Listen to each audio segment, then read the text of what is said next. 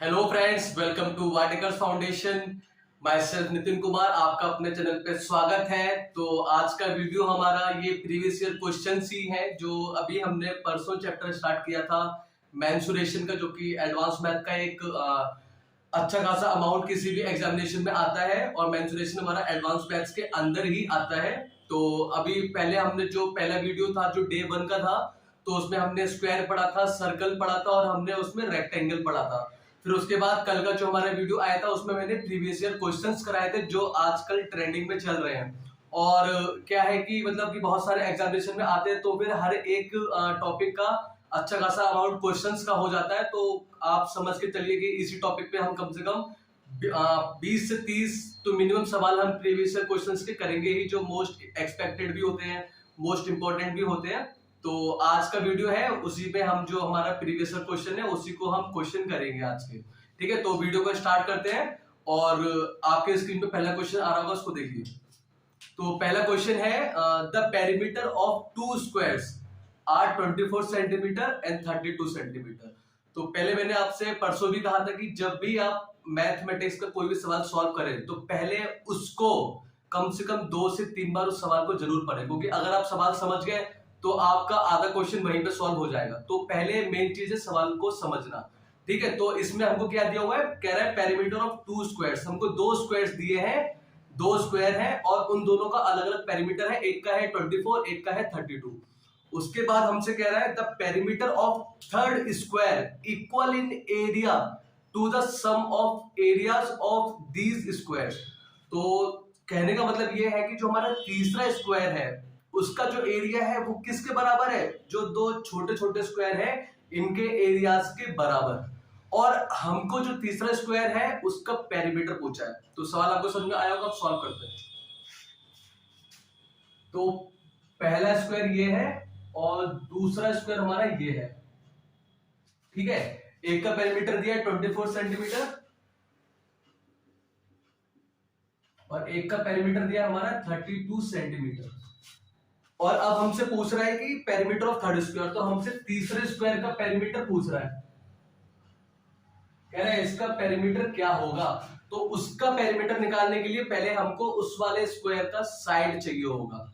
और एरियाज क्या है, इन दोनों का एरिया, इसको ले लो 1 प्लस एरिया 2, ये बराबर है बड़े वाले एरिया के। इसको फिगर 1 ले लो, इसको फिगर 2 ले लो। तो हमको इनकी साइड भी चाहिए। तो इनकी साइड कैसे निकलेगी, क्योंकि उसने पेरीमीटर दिया है। तो देखिए पहले वाले का पेरीमीटर कितना है 24, तो इसका साइड ले लो a1। तो 4a1 बराबर 24, क्योंकि पेरीमीटर ऑफ स्क्वायर क्या होता है 4 इंटू साइड। तो 4 इंटू a1 बराबर हमारा 24 है। यहां से हमारा a1 की साइड आ गई कितनी 6। सिमिलरली हम इसका निकाल लेंगे 4 इंटू a2, इसका 32 है तो a2 हमारा कितना आ गया 8 सेंटीमीटर। ठीक है, तो इसकी साइड मेरी 6 सेंटीमीटर आ गई, इसकी साइड मेरी 8 सेंटीमीटर आ गई। अब एरिया क्या होता है स्क्वायर का, एरिया होता है साइड का स्क्वायर। तो एरिया इसका क्या होगा a1 का स्क्वायर और इसका एरिया ये बराबर है किसके, बड़े वाले एरिया का। इसकी साइड ले लो a। ठीक है, तो इसका एरिया क्या होगा 36, 6 का स्क्वायर 36 और इसकी साइड क्या 8, तो 8 का स्क्वायर 64। तो ये a स्क्वायर हमारा कितना आ गया 100 और साइड हमारी कितनी आ जाएगी √100 और ये बाहर निकल के आएगा तो मेरा 10 सेंटीमीटर। ये इसकी साइड आ गई। अब हमसे पूछा है कि बड़े वाले स्क्वायर का पेरीमीटर कितना है। तो पेरीमीटर 4 इंटू साइड, साइड अब हमारे पास आ चुकी है। तो इसका पेरीमीटर कितना हो जाएगा 4 इंटू साइड इसकी a है, तो 4 इंटू साइड इसकी मेरी 10 आई है, तो 40 सेंटीमीटर। देखिए सवाल ये आसान था और ये एसएससी में आया हुआ है, एसएससी सीपीओ में आया हुआ है। तो फिर मैंने इसलिए ही कहा है ना कि जो हमारी वीडियो सीरीज ये एडवांस मैथ की मेंसुरेशन की स्पेशली काफी लंबी चलने वाली है। मैं इसमें कोई भी क्वेश्चन शायद ही छोड़ूंगा और जो भी इंपॉर्टेंट जो मेरे को लगेंगे और जो एक्सपेक्टेड क्वेश्चन वो हम सारे क्वेश्चन करेंगे। तो सवाल की लैंग्वेज समझना मेंसुरेशन में बहुत ज्यादा जरूरी है। इस सवाल में आपको दो स्क्वायर दिया था, उनका क्या बोलते हैं कह रहा था कि इनका पेरीमीटर ये है, एक का 24 एक का 32 और कह रहा है जो एरिया है बड़े वाले स्क्वायर का वो इन दोनों एरियाज के सम के बराबर है और बड़े वाले स्क्वायर का पेरीमीटर पूछा। तो हमने पहले क्या किया, इनकी साइड निकाली दोनों की, फिर हमने एरिया को बराबर कर दिया जैसे हमको क्वेश्चन में दिया हुआ है। ये एरिया है बड़े वाले का, ठीक है। तो हमारा साइड आ गया, फिर हमने पेरीमीटर निकाल दिया। अब आप दूसरा क्वेश्चन देखते हैं, आपकी स्क्रीन पे आ रहा होगा, उसको देखिए। तो दूसरा क्वेश्चन आपकी स्क्रीन पे आ चुका है, इसको देखिए। इस क्वेश्चन में कह रहा है if length of rectangle is increase by 25%, कह रहा है यदि हम लेंथ ऑफ जो हमारा रेक्टेंगल की लेंथ है अगर हम उसको 25% बढ़ा दें, and width is decreased bye 20%, और जो उसकी ब्रेथ है उसको अगर हम 20% घटा दें, तो कह रहा है एरिया ऑफ रेक्टेंगल पे क्या फर्क पड़ने वाला है। कह रहा है कि इंक्रीज होगा 5% या डिक्रीज होगा 5% या फिर कोई फर्क नहीं आएगा, या फिर हमारा इंक्रीज होगा 10%।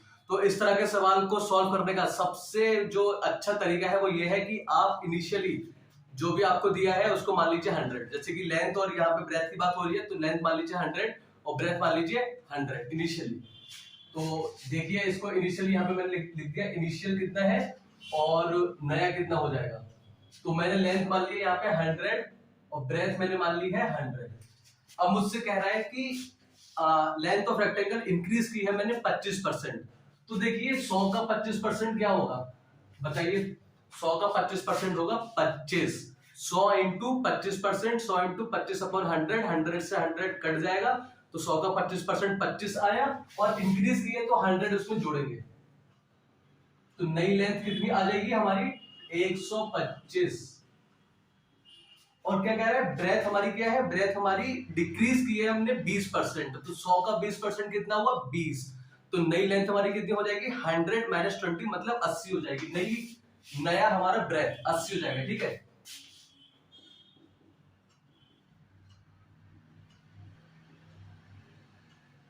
अब हमसे एरिया की बात कर रहा, तो आप इनिशियल जो एरिया था वो निकाल लीजिए, एल इंटू ब्रेथ,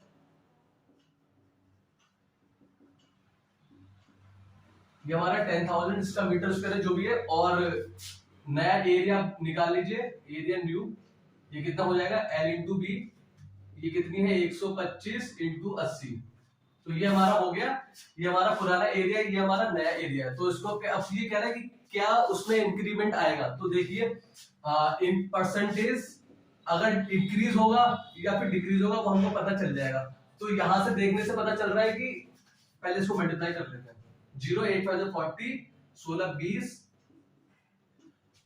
अब देखिए नया एरिया कितना है 10,000 जो भी यूनिट स्क्वायर है, और पुराना एरिया भी हमारा 10,000 है। तो देखिए ना ये कम हुआ है ना ये बढ़ा है, तो हमारा कौन सा ऑप्शन सही होगा, रिमेन अनचेंज वाला, हमारा कोई भी एरिया में चेंज नहीं होगा। अगर एरिया ये इससे ज्यादा आता तो क्या करते, इसका एक फॉर्मूला होता है कि दोनों का डिफरेंस और अपॉन में हमारा जो पुराना वाला एरिया है इनटू 100, क्योंकि हम यहाँ पे एरिया की बात कर रहे हैं। तो परसेंटेज इंक्रीज या डिक्रीज का सिंपल फॉर्मूला होता है दोनों का डिफरेंस अपॉन में जो हमारा इनिशियल है, जो हमारा शुरुआती वाला जो हमने माना है वो आएगा इनटू 100, और उससे हम परसेंटेज इंक्रीज या डिक्रीमेंट हम निकाल सकते हैं। तो यहाँ पे देखने से लग रहा है इसको आगे सॉल्व करने की कोई आवश्यकता है नहीं, क्योंकि ये भी हमारा 10,000 आ रहा है और ये भी हमारा 10,000 आ रहा है, तो हमारा ये रिमेन अनचेंज्ड है। अब तीसरा क्वेश्चन देखिए आपकी स्क्रीन पे आ रहा होगा।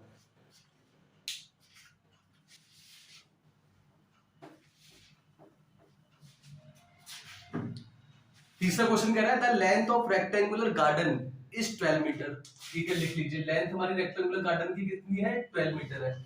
अब हमसे कह रहा है कि and its breadth is 5 metre, उसका ब्रेथ हमको दिया हुआ है 5 मीटर।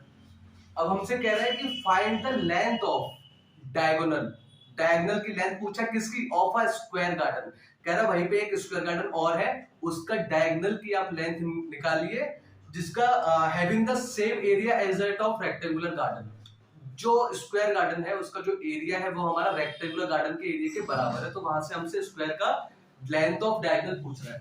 तो फिगर बनाइए, ये हमारा रेक्टेंगल है और ये हमारा स्क्वायर है। अब दोनों का एरिया क्या है, एरिया क्या है, दोनों का एरिया हमारा सेम है। तो क्या है कि हमको इसका डायगोनल निकालना है, तो डायगोनल निकालने के लिए हमको इसकी साइड की आवश्यकता पड़ेगी, ठीक है, साइड, क्योंकि डायगोनल ऑफ स्क्वायर का फॉर्मूला क्या होता है a√2, तो वहां पे हमको इसकी साइड की जरूरत पड़ेगी, और वो साइड कैसे निकलेगी, क्योंकि उसने दिया हुआ एरिया सेम है। तो इसका एरिया रेक्टेंगुलर गार्डन का कितना है L इंटू बी, तो ये कितना हो जाएगा 12 इंटू 5, ये हमारा कितना आ जाएगा 60 मीटर में दिया है कि सेंटीमीटर में दिया है, मीटर में दिया है, सेंटीमीटर में तो हो ही नहीं सकता, तो 60 मीटर स्क्वायर है ये हमारा एरिया। अब यही एरिया किसके बराबर है? स्क्वायर के बराबर है। तो 60 इंटू और स्क्वायर का एरिया क्या होता है? ए स्क्वायर। तो हमारा ए साइड कितनी आ जाएगी? √60। इसको आप करेंगे 30 और 15 तो साइड हमारी हो जाएगी, इसके फैक्टर कर लीजिए, 2 इंटू 15 3 इंटू 5 कर लीजिए इसको। 2 टू 4 0 12 60 तो 2 एक बाहर आ जाएगा और √15 ये मेरी साइड आ चुकी है।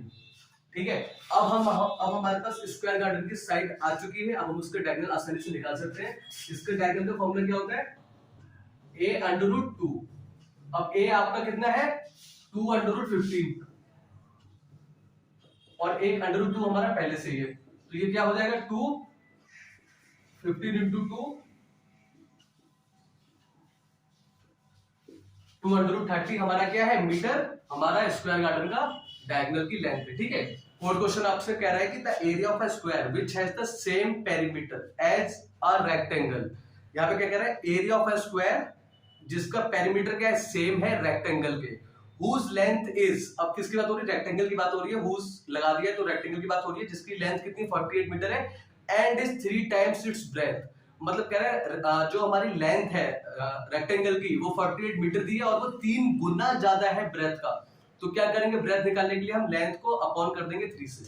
देखिए लेंथ हमको दी है 48 मीटर, तो ब्रेथ हमसे कह रहा है कि लेंथ क्या है? अपने आप में लेंथ हमारा दिया हुआ इक्वेशन ये बता लीजिए, थ्राइस ऑफ ब्रेथ है। तो लेंथ हमको दी है 48 3b, तो ब्रेथ हमारा कितना आ गया? 60। ठीक है, कहता है area of a square, square का एरिया बताइए which has the same perimeter as a rectangle whose length is। अब क्या कह रहा है कि पेरीमीटर क्या है? सेम है। पेरीमीटर क्या है? सेम है, मतलब रेक्टेंगल का जो पेरीमीटर होगा और जो स्क्वायर का स्क्वायर का जो हमारा पेरीमीटर है वो दोनों का क्या है? सेम है। ठीक है, तो रेक्टेंगल का पेरीमीटर क्या था? 2 इंटू एल प्लस बी, वो सेम है किसके? स्क्वायर के पेरीमीटर के।